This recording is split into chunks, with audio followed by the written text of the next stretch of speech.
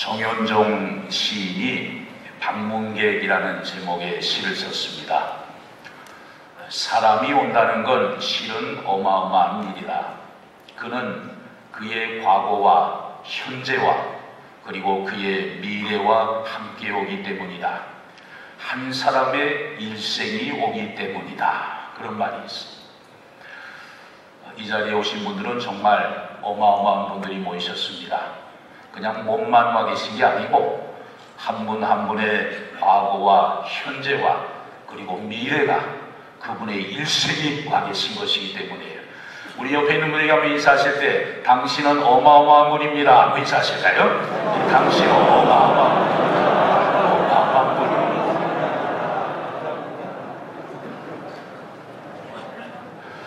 어느 초등학교에서 시험을 봤습니다. 한 학생의 답안지를 여러분에게 소개합니다. 1번, 다른 사람으로부터 선물을 받았을 때 어떻게 인사해야 할까요? 힌트는 5글자로서 맨 끝에 다자로 끝나야 합니다. 물론 정답은 감사합니다죠. 근데 이 학생은 뭘 이런 걸 다 이러셨어요. 부모님이 그런 식으로 인사를 많이 했던 모양입니다. 2번, 어려운 일이 겹친데 또 겹치는 것을 사자성어로 뭐라고 할까요? 힌트는 4글자로서 설 블랭크 가 블랭크, 두 번째, 네 번째 빈 공간에 답을 써야 되는데 물론 정답은 설상가상이죠. 근데 이 아이는 이렇게 썼습니다. 설사가 또 3번, 할머니가 생일날 제일 좋아하시는 카드는 무엇일까요? 힌트는 4글자로서 뒤에 2글자는 카드로 끝나야 합니다. 물론 정답은 생일 카드죠. 근데 이 아이는 삼성카드를 썼어요. 마지막 4번, 한밤중에 술에 취해서 큰 소리로 노래를 부르고 소리를 지르고 이웃에게 피해를 주는 것을 사자성어로 뭐라고 할까요?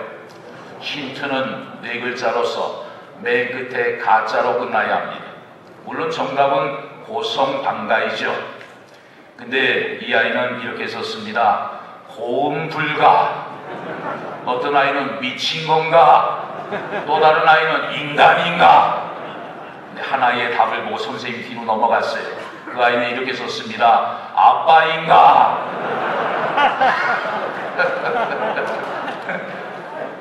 자기 아빠가 종종 그런 행동을 했나 봅니다. 여러분, 우리는 모두 험난한 인생길을 걸어가고 있습니다.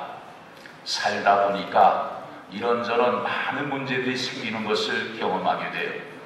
특별히 지난 2년여간 코로나 팬데믹 시기를 지나면서 크고 작은 많은 문제들 속에서 신음할 때가 많이 있습니다.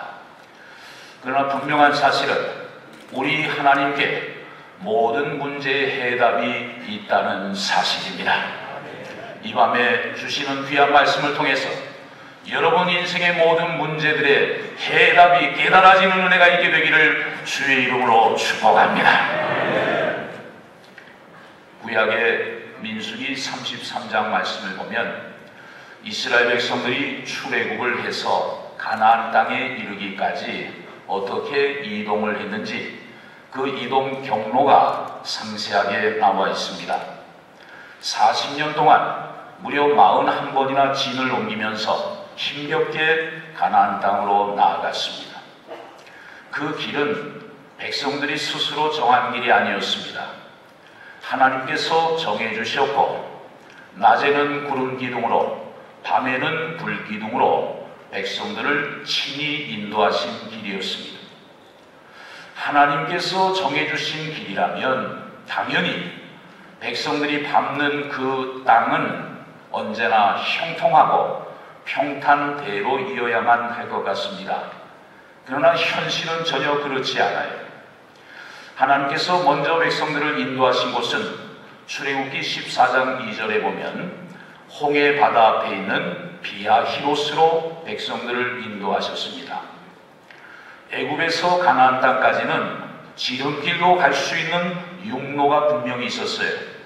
그런데 하나님은 그 육로로 인도하지 아니하시고 비하히롯 바닷가로 백성들을 먼저 인도하셨습니다. 그곳은 어떤 곳입니까? 앞에는 홍해 바다가 딱 가로막고 있어요. 그래서 앞으로 나갈 수 없는 곳입니다. 뒤로는 지금 애굽의 모든 군대가 백성들을 사로잡기 위해서 추격해 오고 있습니다. 뒤로도 더 이상 돌아갈 수가 없어요. 앞으로 나아갈 수도 없고 뒤로 물러설 수도 없는, 이럴 수도 없고 저럴 수도 없는 그야말로 진퇴양난의 위기 속에서 백성들은 크게 두려워하며 통곡할 수밖에 없었던 것이죠. 그 다음 하나님께서 백성들을 인도하신 곳은 출애굽기 16장 1절에 신광야라는 곳입니다. 그런데 그곳은 불행하게도 풀 한 폭이 없는 불모지대였습니다. 다시 말하면 먹을 것이 전혀 없는 곳이었어요.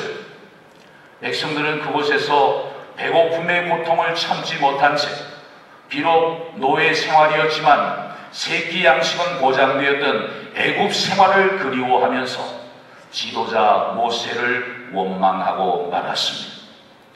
하나님께서 그 다음으로 인도하신 곳은 출애굽기 17장 1절에 르비딤이라는 곳입니다. 이곳은 어이없게도 물 한 방울 없는 곳이에요. 백성들은 지금 뜨거운 땡볕 아래에서 광야길을 지나가야 되는데 물이 없다는 것은 여러분 곧 죽음을 의미하는 거죠. 백성들은 그곳에서 목마름의 고통을 참지 못한 채 결국 하나님마저 원망하고 말았습니다. 왜 하나님이 정해주신 길인데, 왜 하나님이 인도해주신 길인데 이렇게 가는 곳마다 어려움이 많았을까요? 하나님의 능력에 문제가 있어서일까요? 아니면 하나님이 죽은 신, 가짜 신이기 때문에 그런 걸까요? 그렇지 않지요. 여기서 우리는 중요한 사실을 하나 발견하게 됩니다. 하나님께서 이스라엘 백성들을 어렵고 힘든 길로 인도하신 것은 하나님이 무능하셔서가 아니고 하나님 자신이 누구신지를 백성들에게 분명히 알려주시기 위해서 하나님은 그렇게 힘들고 어려운 길로 백성들을 인도해 가셨다는 사실이에요. 한번 보십시오. 전혀 출구가 보이지 않는 사방이 꽉 막혀있는 땅, 비하히롯의 백성들이 있었기 때문에 그곳에서 홍해 바다를 가두시는 하나님의 전능하신 능력을 백성들이 목도할 수 있었고, 그 일을 통해서 바다를 주관하시는 분이 전능하신 하나님이라는 사실을 깨달을 수가 있었습니다. 또 풀 한 폭이 나지 않는 배고픔의 땅 신광야에 있었기 때문에 백성들은 하늘에서 떨어지는 만나와 메추라기를 먹을 수 있었고, 그 일을 통해서 하늘을 주관하시는 분이 살아계신 하나님이라는 사실을 깨달을 수 있게 되었습니다. 또 물 한 방울 나지 않는 목마름의 땅 르비딤에 있었기 때문에 백성들은 그곳에서 반석을 터뜨려 생수를 나게 하시는 하나님의 전능하신 능력을 목도할 수 있었고, 그 일을 통해서 땅을 주관하시는 분 역시 살아계신 하나님이라는 사실을 믿을 수 있게 되었습니다. 결국 백성들은 하나님이 인도하시는 길을 쫓아가면서 하늘과 땅과 바다를 주관하시는 분이 전능하신 하나님이라는 사실을 비로소 확신할 수 있게 되었던 것입니다. 만약에 하나님이 인도하신 길이 좋은 길, 편한 길, 문제없는 길이었다면 백성들의 육체는 참 편했을 거예요. 그러나 자기들이 믿는 하나님이 천지를 만드신, 천지 만물을 주관하시는 전능하신 하나님이라는 사실을 깨닫지는 못했을 것입니다. 그런 의미에서 하나님이 직접 인도하신 비하히롯, 신광야, 르비딤은 겉으로 볼 때는 답답하고 불필요해 보이는 고난의 길처럼 보이지만, 그러나 하나님이 누구신지를 깨달을 수 있는 은혜의 길, 축복의 길이었던 것입니다. 이 살아계신 하나님을 여러분도 인생길에서 다 만나실 수 있게 되기를 주의 이름으로 축복합니다. 오늘 본문 말씀을 보면 역시 동일한 교훈을 말씀해 주고 있습니다. 예수님께서는 오병이어의 큰 기적을 행하신 후에 이제 군중들을 피해서 혼자 산으로 기도하러 올라가셨습니다. 그리고 제자들은 이제 가버나움 지역으로 가기 위해서 배를 타고 갈릴리 바다를 건너가고 있었습니다. 이 상황은 제자들이 스스로 결정한 것이 아니었어요. 오늘 본문과 똑같은 상황을 보여주고 있는 마태복음 14장 22절에 보면 제자들이 그렇게 하도록 예수님이 명령하셨다는 사실을 확인할 수가 있습니다. 예수님이 직접 명령하신 바다라면 우리 생각에는 그 바다는 맑고 고요해야만 할 것 같아요. 그런데 상황은 정반대였습니다. 자, 본문 18절을 보시죠. 큰 바람이 불어 파도가 일어나더라. 여기 큰 바람, 헬라어 원문을 보면 메가스 아네모스라는 단어를 썼습니다. 메가스는 영어의 메가라는 단어죠. 엄청나게 큰 것을 의미하는 단어예요. 그리고 아네모스는 바람입니다. 엄청나게 큰 바람이 불어왔다는 거예요. 이 단어를 영어 성경 리빙 바이블에 보면 게일이라는 단어로 번역을 했습니다. 일반적으로 기상학에서는 초속 20m 이상의 바람을 태풍으로 분류를 해요. 그런데 이 게일이라는 단어는 초속 29m의 강풍을 의미하는 단어입니다. 그러니까 그날 밤에 갈릴리 바다에 불어온 바람은 엄청나게 큰 태풍이 불어왔던 거예요. 자, 18절 하반절에 보면 이런 태풍이 불어오니까 어떤 현상이 나타났어요? 파도가 일어나더라. 우리말 성경은 조금 밋밋해요. 번역이 밋밋한데 헬라어 원문을 보면 달라사 디에게이로 그렇게 단어를 썼습니다. 달라사는 바다예요. 디에게이로는 요동친다 그런 뜻입니다. 바다가 요동쳤다. 여러분 이 상황을 한번 머릿속에 그림을 좀 그려보시죠. 제자들은 주님의 명령을 쫓아서 작은 쪽배를 타고 갈릴리 바다를 건너가고 있습니다. 그런데 갑자기 엄청나게 큰 태풍이 바다로 몰려 들어오고 있어요. 깜짝 놀란 제자들은 죽을 힘을 다해서 이 태풍의 위기에서 벗어나기 위해서 열심히 노를 저어가고 있습니다. 그럼에도 불구하고 겨우 이력 편주의 몸을 의지하고 노를 저어가고 있는 제자들의 목숨은 그야말로 풍전등화처럼 너무나도 위태롭게 보였던 것입니다. 여러분, 왜 주님이 명령하신 바다인데 이렇게 큰 태풍이 몰려와서 제자들을 힘들게 했을까요? 왜 주님이 인도하신 바다인데 그렇게 맑고 고요하지를 못하고 죽음의 바다로 변하고 말았을까요? 우리는 이 해답을 분명히 깨달을 수가 있습니다. 오병이어의 기적을 통해서 땅을 주관하시는 분이 주님이심을 보여주신 것처럼 하늘의 태풍과 바다의 파도를 통해서 하늘과 바다도 주님이 주관하고 계신다는 사실을 제자들에게 보여주시기 위해서 주님은 이런 상황을 허락하셨던 것입니다. 오늘 본문 19절에 보면 죽음에 처한 제자들을 구하시기 위해서 예수님께서 바다 위로 걸어오셨습니다. 그리고 제자들에게 이렇게 말씀하세요. 20절에 보면 내니 두려워하지 말라. 두려움에 떨고 있는 제자들에게 오셔서 하신 말씀이 너무 단순했어요. 한번 따라해 보실까요? 내니 두려워하지 말라. 이 말씀의 의미는 무엇일까요? 땅과 바다를 주관하는 자가 내니 두려워하지 말라. 하늘과 우주를 주관하는 자가 내니 두려워하지 말라. 세상 나라의 흥망성쇠를 주관하는 자가 내니 두려워하지 말라. 인생들의 생사와 화복을 주관하는 자가 내니 너희들은 결코 두려워하지 말라. 이건 주님의 말씀. 21절에 보면 제자들은 모두 기뻐서 주님을 배로 영접했습니다. 주님을 영접한 그 배는 무사히 목적지까지 도달할 수 있게 되었어요. 여러분, 왜 제자들이 기뻐했을까요? 물론 자기들의 생명을 위협했던 태풍과 파도가 잠잠해졌고 자기들이 목적지에 무사히 도착했기 때문에 기뻤을 거예요. 그러나 그보다 더 중요한 사실은 자신들이 믿고 따르는 그 주님이 바로 하늘과 땅과 바다를 주관하시는 전능하신 하나님이라는 사실을 그 현장에서 목도할 수 있었기 때문이에요. 그래서 너무 기뻤던 거예요. 만약에 그날 밤에 제자들이 건넜던 바다가 맑고 고요하기만 했다면 제자들의 백길은 너무나 평안했을 거예요.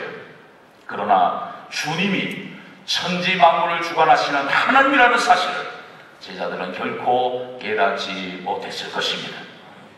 그런 의미에서 주님이 명령하신 갈릴리 바다, 겉으로 볼 때는 고통과 괴로움의 바다처럼 보이지만 사실은 주님이 누구신지를 분명히 깨달을 수 있는 은혜의 바다요 축복의 태풍이었던 것이죠. 여러분, 내가 지금 하나님을 믿고 있고 하나님의 인도하심 속에 있는데 왜 질병이 나를 찾아오는 것일까요? 왜 실패의 절망과 아픔이 나를 짓누르는 것일까요? 왜 인간관계의 상처가 그렇게 나를 괴롭히는 것일까요? 이 질문에 대해서 일본의 유명한 작가 미우라 야코는 이런 대답을 합니다. 병들지 않고서는 드릴 수 없는 기도가 따로 있습니다. 병들지 않고서는 믿을 수 없는 기적이 따로 있습니다. 병들지 않고서는 들을 수 없는 말씀이 따로 있습니다. 병들지 않고서는 가까이 갈 수 없는 성소가 따로 있습니다. 그렇습니다. 질병은 결코 단순한 질병이 아니에요. 질병을 통해서 내가 얼마나 연약한 존재인지를 깨닫고 겸손히 하나님 앞에 엎드리게 돼요. 실패는 단순한 실패가 아닙니다. 실패를 통해서 내가 얼마나 어리석고 무능한 존재인지를 깨닫고 전심으로 하나님만을 의지하게 돼요. 상처는 그냥 단순한 상처가 아닙니다. 우리는 인간관계의 상처를 통해서 주님의 모습을 보게 돼요. 인간들로부터 멸시를 당하고 인간들로부터 버림을 당하고 인간들로부터 비난을 받고 그러면서도 심지어 온몸이 찢어지는 그런 아픔과 고통 속에서도 끝까지 참고 견디시면서 우리를 구원하시기 위하여 십자가에서 죽어주신 그 주님의 깊은 사랑의 실체를 우리는 인간관계의 상처를 통해서 비로소 깨닫게 되는 것이죠. 그러므로 여러분, 믿는 자에게 찾아오는 질병이나 실패나 인간 상처는 전능하신 하나님과도 깊은 교제를 위한 하나님의 초청장이고 하나님의 특별한 은혜를 경험하게 되는 축복의 기회가 된다는 사실을 믿으실 수 있기를 바랍니다. 어느 초등학교에서 글짓기 대회를 했어요. 그 아이의 글을 여러분에게 잠시 소개합니다. 그 학생의 아버지는 탄광촌에서 일을 하는 분이었어요. 우리 아버지는 석탄을 캐신다. 나는 공부를 잘 못하기 때문에 나중에 커서 광부가 될 것 같다는 생각이 가끔 든다. 그러나 아버지께서는 그러한 나에게 정색을 하시면서 하시는 말씀이 있다. 이 애비는 어차피 광부니까 열심히 일을 해야 되겠지만 너는 절대로 커서 광부할 생각을 해서는 안 된다. 차라리 거지가 되었으면 되었지 죽어도 광부가 되지는 말아라 하셨다. 여러분, 탄광촌에서 막장 인생을 살아가는 한 아버지입니다. 40도가 넘는 깊은 갱 속에서 시커먼 석탄가루, 돌가루를 마시면서 일하는 것이 얼마나 고통스럽고 비참한 것인지를 이 아버지는 너무나 잘 알고 계셨어요. 이 아버지가 자식을 향해서 한 맺힌 간절한 바람은 무엇일까? 누구보다도 내 자식만큼은 절대로 이런 고생하지 않고 살아가기를 바라는 것, 이것이 이 아버지의 눈물 어린 간절한 바람 아니겠습니까? 차라리 거지가 되었으면 되었지 죽어도 광부는 되지 말아라 하셨다. 저는 이 글을 읽으면서 자식을 사랑하는 이 광부의 마음이 우리 하나님 아버지의 마음이구나, 그런 생각이 들었어요.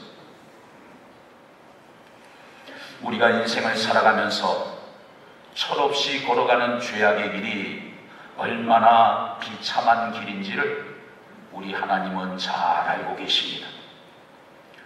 신앙생활을 하면서도 하늘의 것을 망각하고 눈에 보이는 땅의 것만을 추구하며 살아가는 인생이 얼마나 헛된 것인지를 우리 하나님은 너무나 잘 알고 계세요.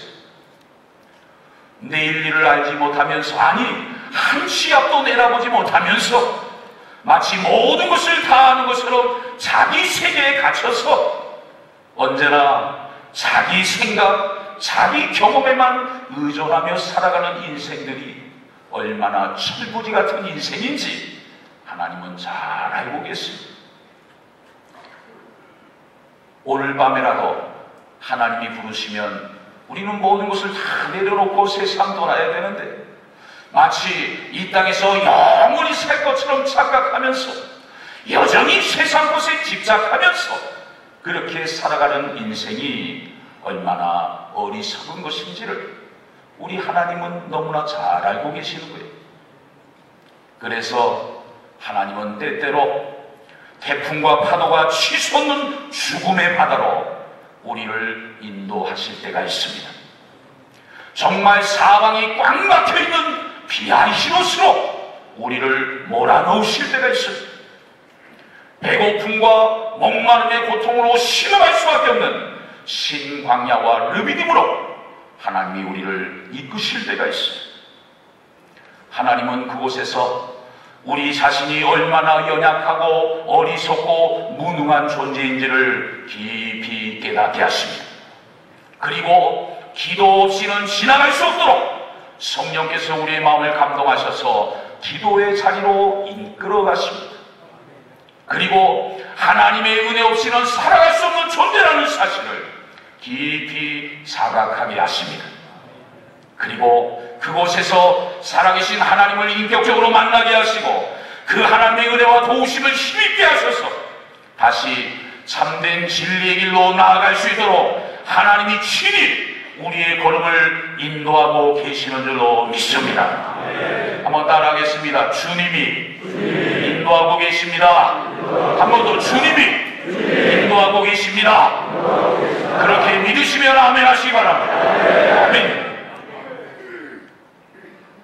오늘 말씀을 준비하면서 성경에는 이렇게 나와 있는데 나의 인생길에는 하나님이 어떻게 역사하시고 내 걸음을 인도하셨는가, 그것을 회고하면서 하나님이 특별히 저에게 역사하신 사건이 있어서 여러분에게 잠시 나누고자 합니다. 저는 1980년대에 대학에 입학을 했습니다. 군에 입대하기 위해서 1학년을 마치고 휴학을 했어요. 그때는 입영희망원 제도가 있었습니다. 학생들이 이제 군대를 제대하고 다시 복학을 할 때 시기를 잘 조절할 수 있도록 돕기 위해서 자기가 원하는 때에 영장이 나올 수 있도록 입영희망원 제도가 있었어요. 그래서 저는 1학년을 마치고 그 다음에 3월에 입대하면 좋겠다 싶어서 가까운 친구와 함께 3월에 입영을 희망한다고 병무청에 희망원을 제출했습니다. 그런데 제 친구는 3월에 영장이 나왔는데 저는 9월에 영장이 나온 거예요. 그래서 한 학기를 더 다니고 휴학을 할까 생각을 하다가 어차피 휴학을 했으니까 9개월 동안 열심히 기도로 준비하고 입대를 준비해야 되겠다 그렇게 생각을 하고 매일 1시간씩 기도했어요. 성경을 읽었어요. 하나님, 제가 이제 군에 입대하게 됩니다. 시간만 보내는 군생활이 아니고 살아계신 하나님을 만나는 군생활이 되게 하시고 그리스도의 군사로 거듭나는 그런 군생활이 되게 해주세요. 매일 기도했어요. 이제 제 영장이 어디로 나왔냐면 강원도 춘성의 102 125층대로 신병훈련소 영장이 나왔습니다. 가서 6주 동안 하나님 은혜 가운데 신병교육을 잘 마쳤습니다. 이제 자대로 배치가 되는데 제 입대 동기는 모두 2,000명이에요. 근데 2,000명 중에 5명이 뽑혔어요. 그 5명에 제가 들어갔어요. 그 5명이 어디로 부대가 발령났는가 하면 특공대로 발령이 났어요. 여러분, 제가 몇 개월 동안 기도했다고요? 9개월 동안 매일 1시간 이상씩 기도했는데 하나님이 어떻게 그러실 수가 있습니까? 저희 5명을 데리러 부대에서 트럭이 왔는데 상사 1명, 중사 1명, 그리고 운전병 3명이 왔어요. 검은 베레모를 딱 쓰고 선글라스를 딱 끼고 좌우에 공수윙을 받고 딱 내리는데 와, 멋있으면서도 그 앞에 기가 팍 죽어버려. 얼마나 대단한 분들이 왔는지. 이제 그 차를 타고 이제 자대로 갔어요. 저희 부대는 강원도 인제에서 비포장길로 1시간 정도 버스를 타고 올라가면 해발 700m 지점에 부대가 있었는데 그 부대 앞에 딱 내렸어요. 위병소 입구에 큰 아치 형태로 빨간 글씨로 써 있습니다. 세계 최강 산악 특공 부대. 그 옆에는 이런 글이 써 있어요. 물고 뜯고 찍어라. 와, 태어나서 그런 표현은 처음 봤어요. 그 부대 안에 불사조 교육대라고 있었어요.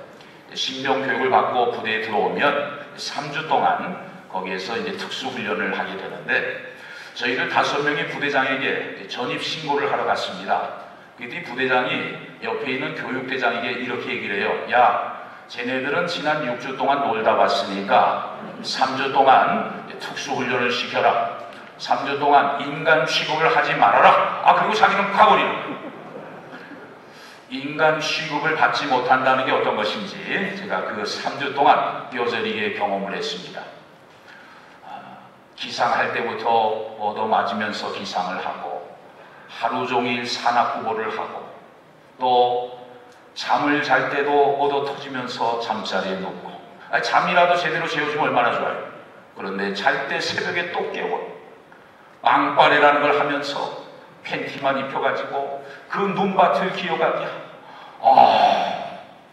너무너무 힘들었어요. 그런데 그 3주 훈련을 받는 동안에 이 부대장이 지혜가 있어요. 그 부대는 연대급 부대인데 거기에 교회가 하나 있습니다.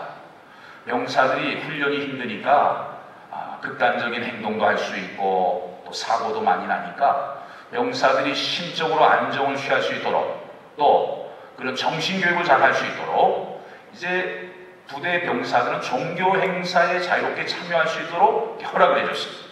그래서 저희들은 신병훈련을 받으면서 이제 수요 예배, 주일 낮 예배, 주일 저녁 예배를 다 참석했습니다. 이제 예배당에 딱 가서 앉으면 제 입대 동기 4명은 앉자마자 코를 골면서 자요. 근데 저는 잠이 안 와요. 그냥 눈물이 흘러요. 어머니가 보고 싶기도 하고 하나님이 원망스럽기도 하고 앞으로 내가 여기서 과연 살아서 돌아갈 수 있을까? 너무 막막한 거예요. 예배당에 가서 앉으면 그냥 눈물만 주룩주룩 나요. 그러면서 이제 3주간을 보내게 되는데 제가 입대할 때 저희 교회에서 조그만 성경책을 선물로 줬습니다. 이제 시편과 신약이 담겨있는 그 그 예전에는 기도원 성경이라는 파란색 성경책이 있었어요. 그걸 제가 이제 왼쪽 주머니에 딱 꼽아 놓고 시간 날 때마다 그냥 꺼낼 수 있는데 2주차 훈련이 지나면서 어느 날 제가 아침에 화장실에서 그 성경을 읽었어요. 근데 그때 본문이 어디냐면 시편 107편 말씀입니다. 근데 시편 107편은 한 7, 8절 쭉 내려가고 그 다음에 한 구절이 나오고 7, 8절 쭉 내려가고 똑같은 구절이 반복이 돼. 이런 똑같은 구절이 한 서너 번이 반복이 돼요. 무슨 말씀이냐면 여호와의 인자심과 인생에 행하신 기적으로 말미암아 그를 찬송할지로다. 아니 이 말씀이 문단마다 계속 나오는 거예요. 제가 그 말씀을 읽으면서 그냥 속으로 야 하나님이 나를 위해서 뭔가 기적을 베풀어 주실래나 보다 라는 막연한 소망이 생겨요. 그러면서 이제 하나님 은혜 가운데 3주 훈련을 잘 마쳤습니다. 이제 오늘 금요일이면 오늘 대청소를 하고 내일 토요일 퇴소식을 하고 이제 자대로 가게 돼 있어요.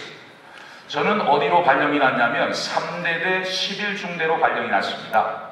근데 얘기를 들어보니까 그 11중대는 그 부대에서 가장 악명 높은 중대래요. 산악 내패를 하는 부대이기 때문에 사고도 많이 나고 1년에 몇 명씩 죽기도 하고 꼬여도 그렇게 꼬일 수가 없어요. 이제는 완전히 자포자기하고 그냥 그렇게 이제 중대로 가려고 준비를 합니다. 오늘 대청소를 하고 있어요. 내일 퇴소식을 앞두고. 근데 갑자기 교회에서 목사님이 저를 찾으신대요. 같이요. 갔더니 목사님이 하시는 말씀이 그 교회에는 연대 군종병이 있어서 이제 전도사처럼 일을 하는데 그 교회 연대 군종병이 제대가 3개월밖에 안 남았대요. 그래서 그 후임병을 놓고 목사님이 새벽마다 기도를 하시는데 그날 새벽에 김동찬이라는 이름이 생각이 나요.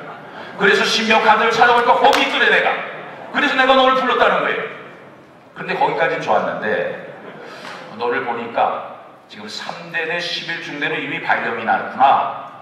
이미 발령이 난 건 번복하기가 좀 어려운 것 같다. 그러나 내가 부대장에게 건의는 해볼 테니까 그렇게 알고 가 있어. 그러는 거예요. 제가 교육대 내무반으로 돌아와가지고 그날 밤에 잠이 왔을까요? 안 왔을까요? 어떻게 잘하셔요? 잠을 잘 수가 없어요. 모포를 뒤집어 쓰고 밤새도록 하나님 앞에 기도합니다. 하나님, 저 11중대 가면 죽습니다. 제가 9개월 동안 하나님 앞에 기도하지 않았습니까? 정말 교회를 섬기면서 훈련할 수 있는 연대 군종병으로 저를 좀 빼주세요. 빼주세요. 그렇게 잠을 못 자고 기도하는데 어느덧 기상 나팔 소리가 들립니다. 해가 떠올라서 날이 밝았어요. 반신반의해요. 아니 하나님이 어떻게 하셨을까? 그런데 본부에서 전령이 왔어요. 신명 김동찬은 오늘부로 3대대 11중대에서 연대 군종병으로 보직이 변경되었더라. 할렐루야.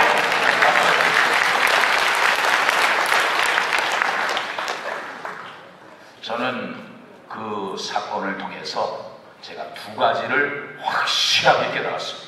첫 번째는 내가 믿는 하나님은 정말 살아계신 하나님이시다.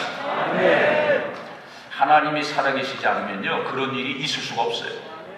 3월에 입대를 신청했는데 하나님이 그걸 연기시켜가지고 9월에 입대하게 하시고 2,000명 중에 5명에 뽑히게 하시고 그리고 제대 3개월 남은 군정병이 있는 그 산악특공부대로 나를 가게 하셔서 3주 동안 지진이 고생하게 하시고 거기서 하나님을 인격적으로 만나면서 그 연대 군정병으로 보직을 받아 거기서 제가 하나님의 종으로 훈련을 받을 수 있게 된 거예요. 그 군종병은요 신학교 다니다 온 학생들이 군종병 하는 거거든요. 저는 일반 대학을 공부했습니다. 그리고 겨우 1학년 마치고 갔어요. 뭘 알겠어요 제가. 그런데 하나님께서 제 기도를 들으시고 정말 하나님의 사랑으로 훈련하고 무장할 수 있도록 그리스도의 군사로 잘 거듭날 수 있도록 하나님이 저를 연대 군종병으로 임명하신 거예요. 그래서 저는 거기에서 목사님 안 계실 때 설교도 하고 사이비 전도 사역을 했습니다. 신학도 안 한 사람이. 그리고 신방도 하고 또 신병들 정신교육도 시키고, 지금 돌아보면 그때 경험이 목회에 많은 훈련을 하는 자양분이 될 수 있었던 것이죠. 내가 믿는 하나님은 살아계신 하나님이다, 그것을 분명히 깨달았고, 또 하나는 내가 믿음으로 하나님 앞에 기도하면 하나님의 때에 반드시 그 기도는 이루어진다, 그걸 깨달았어요. 제가 하나님 앞에 정말 매일매일 9개월 동안을 기도했는데, 저는 그런 바람이 있었어요. 내가 이렇게 기도했으니까 하나님이 좋은 부대, 좋은 보직으로 나를 떼주시겠지, 그런 기대감이 있었어요. 그런데 하나님은 내 기대하고는 아랑곳하시지 않고 하나님의 기쁘신 뜻과 승리 가운데 저의 인생길을 하나님의 영광을 드러내는 주의 종으로 훈련할 수 있는 복된 길로 저를 인도해 주신 것입니다. 몇 분까지지?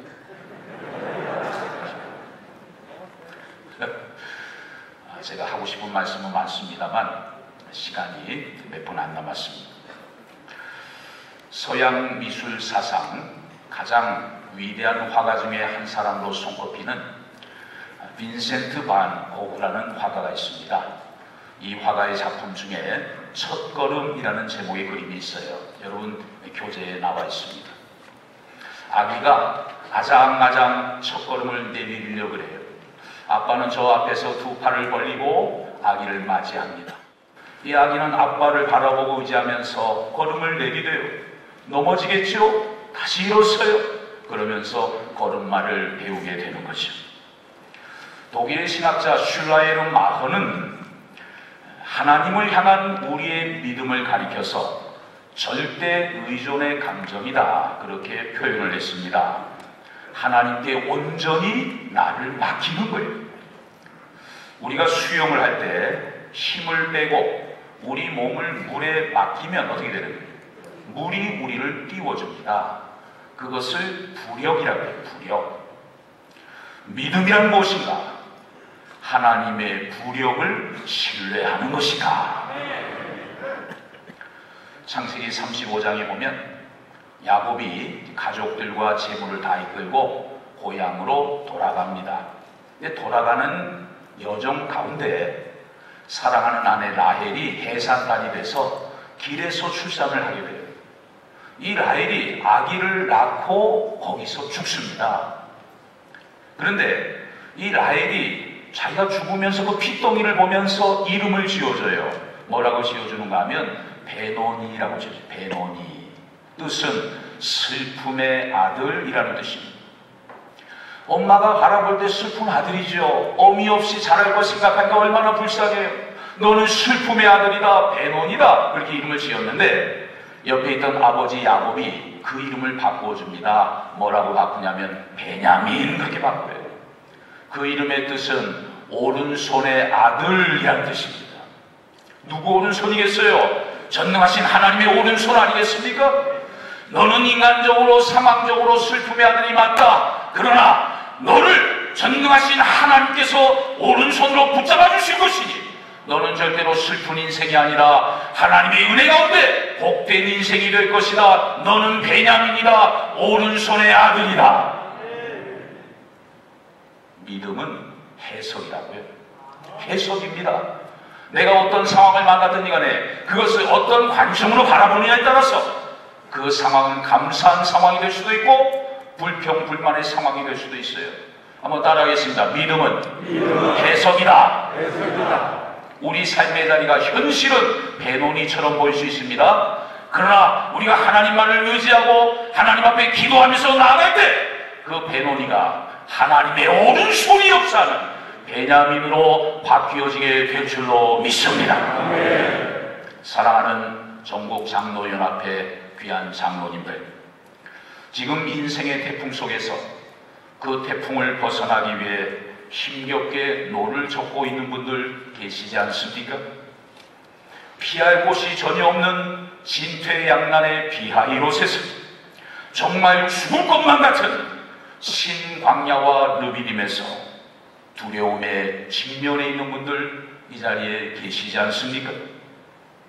주님은 말씀하십니다. 너희가 인생의 태풍을 만났느냐? 너희가 인생의 파도를 만났느냐? 내니 두려워하지 말라.